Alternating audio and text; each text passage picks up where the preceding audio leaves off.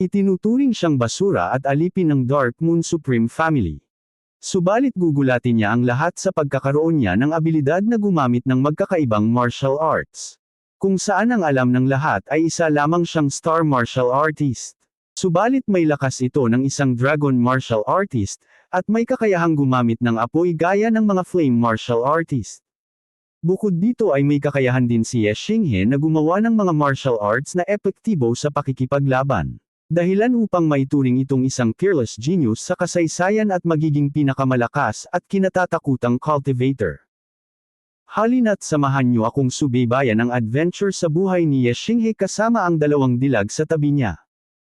Kung gusto mong subaybayan ang kwentong ito ay inaanyayahan kitang pindutin ang subscribe button pati na rin ang notification bell para lagi kang update sa episode nito.